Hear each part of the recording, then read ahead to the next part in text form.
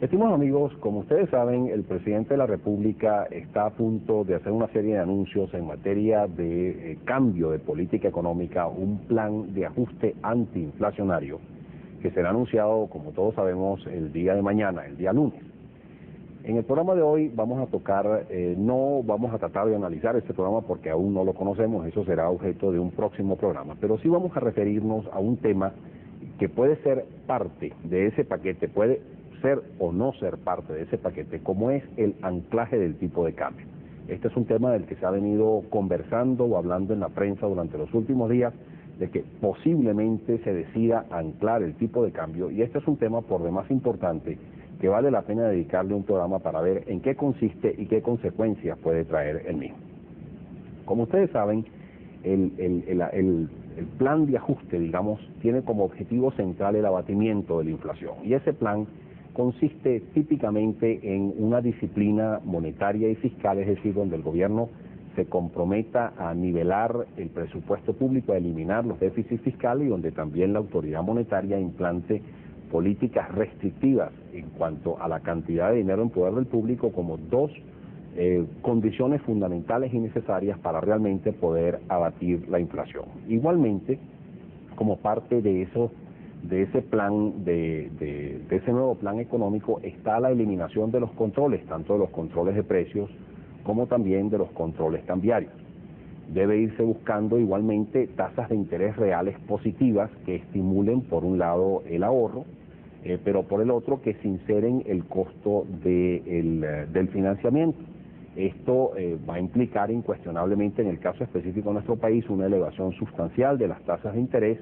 que están en niveles reales profundamente negativos. Ustedes recuerdan, esto lo hemos hablado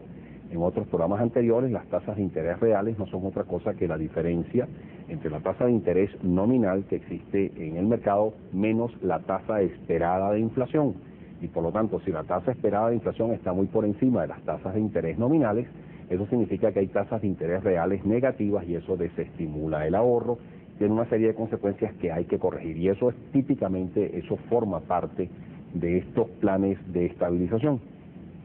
Igualmente, como parte de estos planes antiinflacionarios o planes de estabilización, está el lado de la apertura económica. Es necesario estimular la apertura económica, permitir el ingreso, digámoslo así, de productos de origen externo que en cierto modo busquen la creación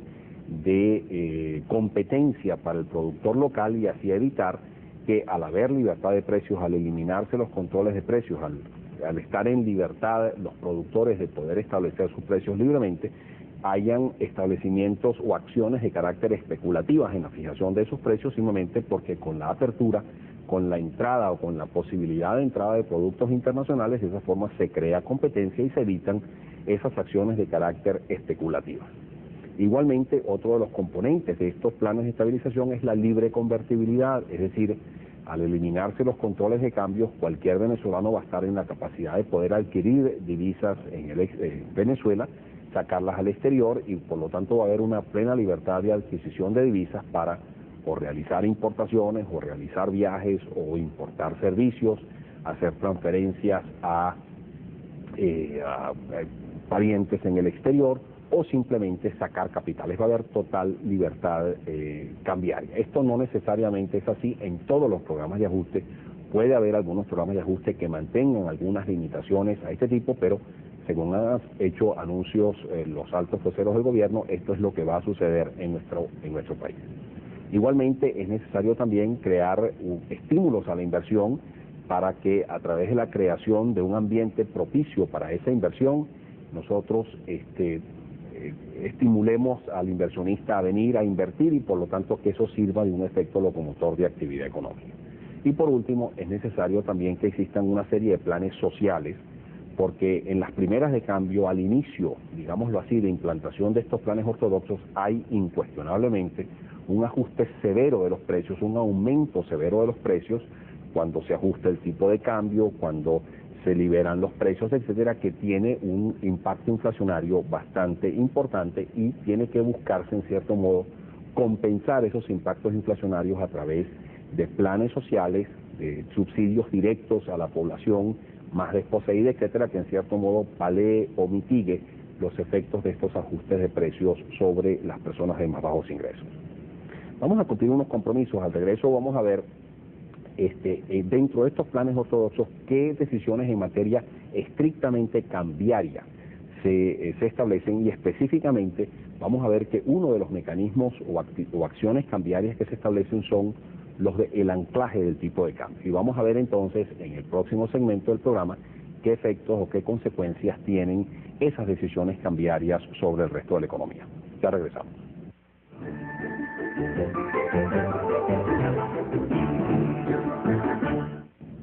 Una pieza clave de estos planes de estabilización es el tipo de cambio. ¿Qué hacer con el tipo de cambio? Normalmente, al inicio de estos planes de estabilización, el tipo de cambio se ajusta para establecerlo en un nivel racional en línea con lo que el mercado indica, y por lo tanto se permite, digámoslo así, que el mercado sea quien establezca ese tipo de cambio. Pero una vez logrado ese tipo de cambio inicial, cabe entonces hacerse la pregunta, ¿qué hacer con el tipo de cambio de ahí en adelante? Una opción es simplemente dejar flotar el tipo de cambio, es decir, permitir que las fuerzas de oferta y demanda en el mercado establezcan libremente ese tipo de cambio. Otra alternativa es ir introduciendo ajustes periódicos en ese tipo de cambios por parte de la autoridad cambiaria o el Banco Central, para así evitar apariciones de sobrevaluación de la moneda. Otra alternativa es establecer bandas cambiarias donde se pueda movilizar libremente o por el libre juego de oferta y demanda dentro de esas bandas el tipo de cambio. Y otra opción es hacer lo que nos ocupa en este programa, es decir, anclar el tipo de cambio. El anclaje del tipo de cambio consiste esencialmente en fijar el tipo de cambio, hacer que ese tipo de cambio no varíe a lo largo del tiempo, o semi-anclar el tipo de cambio, es decir, permitiendo que el tipo de cambio se vaya ajustando, pero en una forma completamente marginal y en cierto modo divorciado de leyes fundamentales o de aspectos fundamentales, como son, por ejemplo, el diferencial entre la tasa de inflación interna y la tasa de inflación externa. El anclaje del tipo de cambio tiene una serie de atractivos iniciales para los hacedores de las políticas económicas o de los que implantan estos planes de estabilización, porque ese anclaje del tipo de cambio, como vamos a ver en pocos minutos, lleva normalmente a un proceso de sobrevaluación de la moneda, que a su vez tiende a reflejarse en un abaratamiento paulatino y sostenido de los productos de origen externo, es decir, de los productos que se importan, y esto tiene obviamente un efecto antiinflacionario, un efecto de restricción inflacionaria adicional importante, y dado que el objetivo central de estos planes de estabilización es abatir la inflación, combatir la inflación, pues resulta inicialmente bastante atractivo anclar el tipo de cambio como una medida que coadyuva, que ayuda a bajar esa presión inflacionaria. Las consecuencias, digamos, de la implantación de estos planes de ajuste es, obviamente, después de un inicio traumático, de un shock, de un ajuste traumático donde los precios se tienen que ajustar, brincan porque se tienen que ajustar a las nuevas condiciones, al eliminarse los subsidios, al ajustarse el tipo de cambio, etcétera. Todo ello tiende a reflejarse inicialmente en un ajuste de precios muy severo, que es precisamente lo que es el shock o el ajuste. Pero una vez pasado esos meses traumáticos iniciales de ese plan de estabilización, viene entonces, cede la inflación en una forma sustancial, baja la presión inflacionaria y comienza entonces esta a estabilizarse o inclusive a mostrar una tendencia a la baja paulatina a lo largo del tiempo, y por lo tanto se logra el objetivo deseado de abatir la inflación. Conjuntamente, esa reducción de la presión inflacionaria mejora el poder adquisitivo de la población. Esto permite a su vez que esa población consuma más, también que la inversión privada se estimule porque se dan estímulos a esa inversión privada, y ese estímulo en la demanda del sector privado, tanto del consumo como de la inversión, a su vez se refleja en mayores posibilidades o mejores posibilidades para producir. Es decir, tiende a venir o a materializarse una recuperación económica, aumentar el empleo y por lo tanto a disminuir el desempleo y el subempleo, y por lo tanto a lograr los efectos positivos, digámoslo así, de estos planes de estabilización. Hemos explicado en programas anteriores que cuando en una economía existe una presión inflacionaria mayor que la que existe en el resto del mundo, o particularmente a la inflación que existe en los países que nos proveen de productos importados, comienzan a surgir esos problemas de apreciación real de la moneda que desembocan en situaciones de sobrevaluación, porque simplemente una mayor inflación interna que externa no es otra cosa sino que los productos dentro del país o dentro de esa economía se encarecen más acentuadamente que en el resto del mundo. Y si yo tengo un tipo de cambio fijo, por ejemplo, por decir cualquier cosa, a 500 bolívares por dólar, pues rápidamente nos vamos dando cuenta que esos 500 bolívares compran cada vez menos dentro de Venezuela de lo que compra un dólar en el resto del mundo, y por lo tanto cada vez resulta más atractivo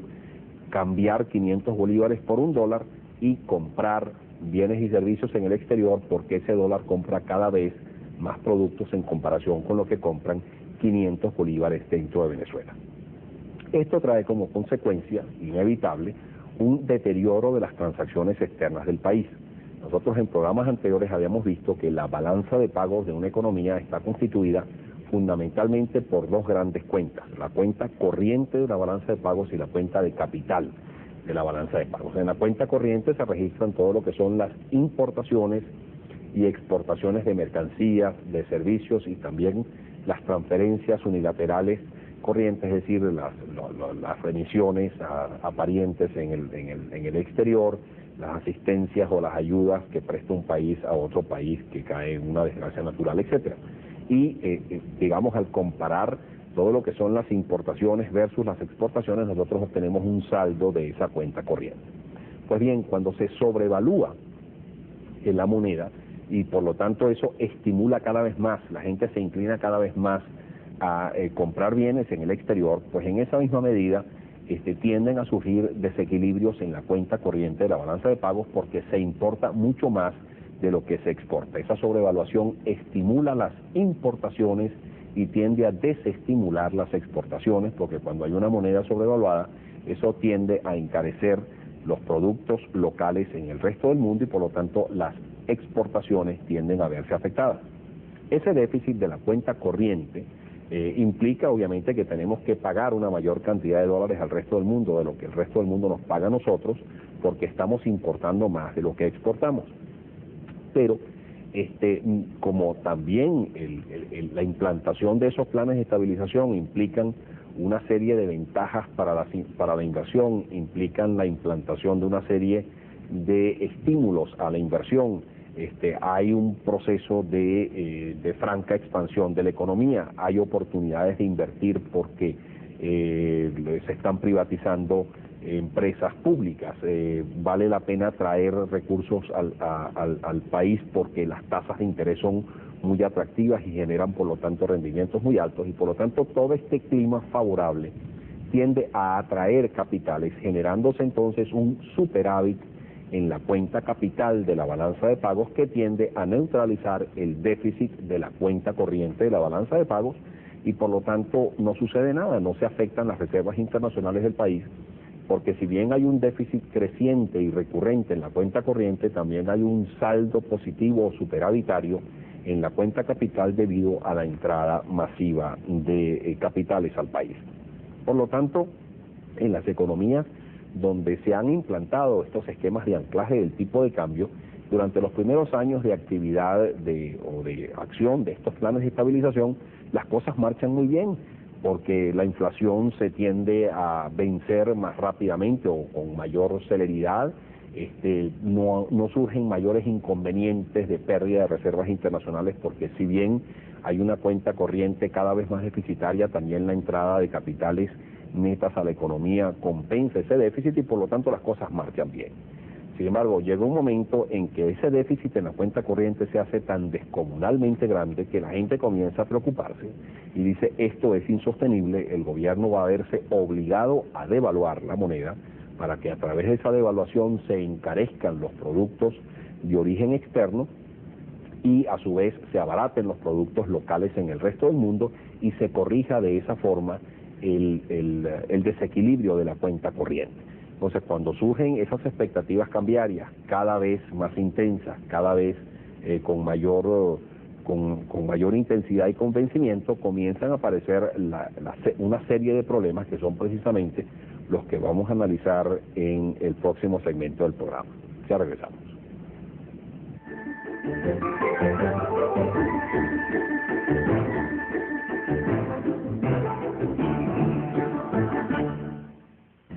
La sobrevaluación de las monedas que se corresponde o que trae el anclaje del tipo de cambio en los planes de estabilización que explicábamos en el segmento anterior,